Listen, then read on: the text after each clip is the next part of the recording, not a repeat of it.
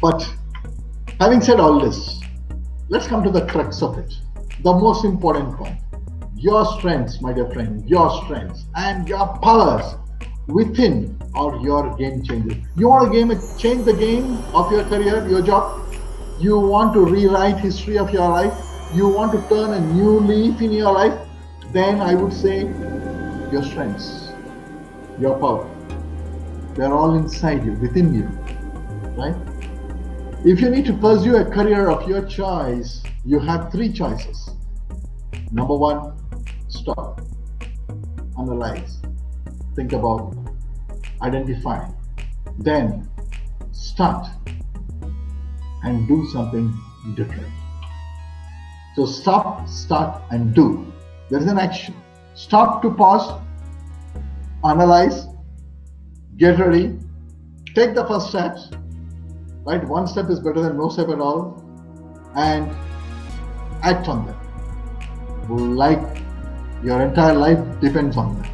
I am sure you will make a difference to your own life, your own career.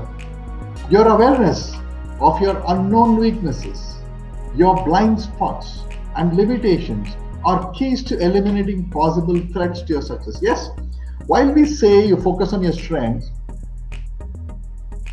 look at your weaknesses too. Look at your limiting factors. Why? Because they can be your threats. You should also know, while strengths open up opportunities, your weaknesses are your threats.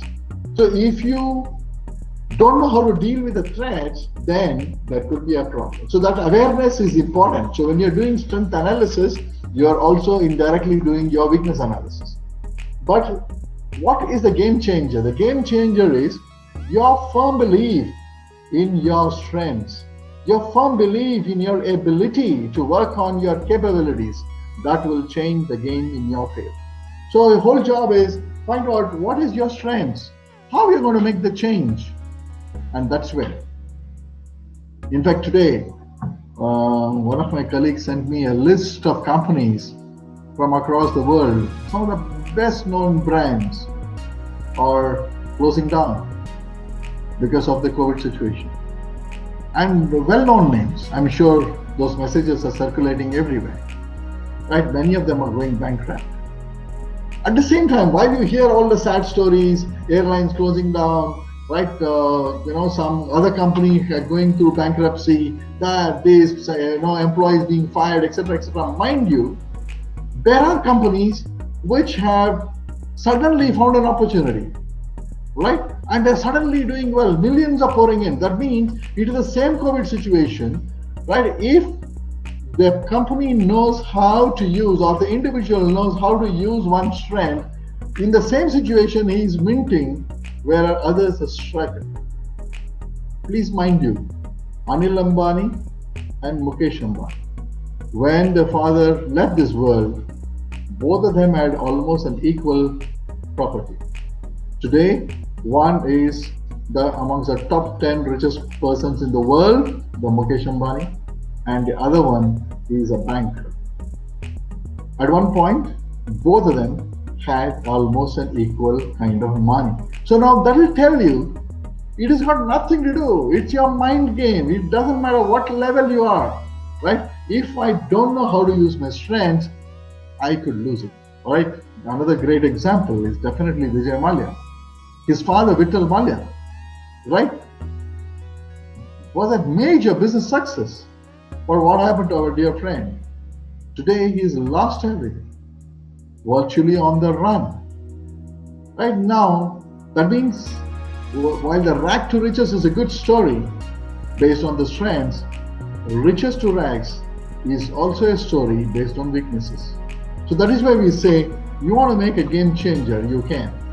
The trick, dear friends, is to identify your career path, identify your behavioral traits, identify your thinking patterns inside your mind, and then look at your occupational interests.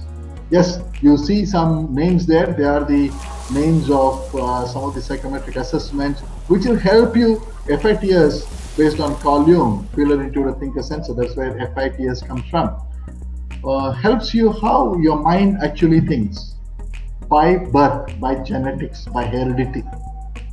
And then after that, after you're born, right, from the first day of your birth, how the environment influences how your behavioral traits are formed, behavioral styles are evolved. These are 4C factors. How your parents, your neighbors, your elder brother, elder sister, the books you read, the television programs that you watch, all of them are writing something on the wall of your mind, and that's where the 4Cs measures your behavioral trait. There could be alignment between the 4C scores and the FATS scores. There could be contradictions as well. All right?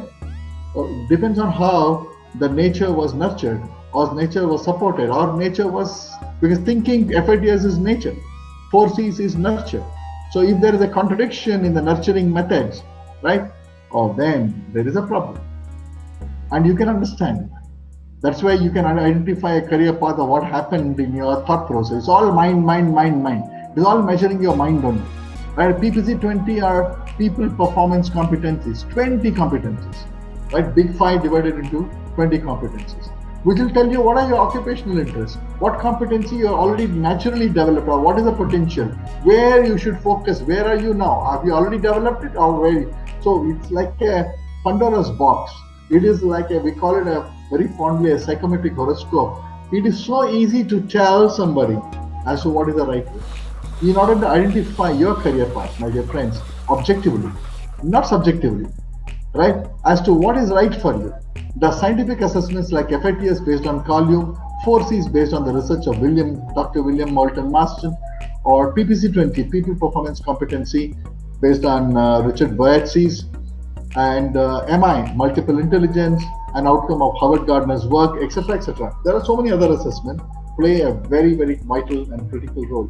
Once you identify your career path, it is easier to work on your personal career development plan.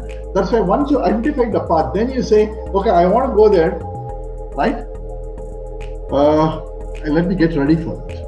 So that is where you will focus on where to develop your skills, where to develop your competencies, your capabilities, and then that's where the things start